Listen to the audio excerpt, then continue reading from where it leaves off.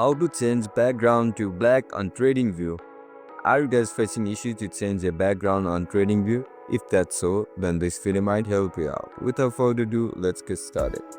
First of all, open TradingView on a laptop device. Once you open up the app, now look at the top right corner of your screen where you can see the setting icon. Tap on it.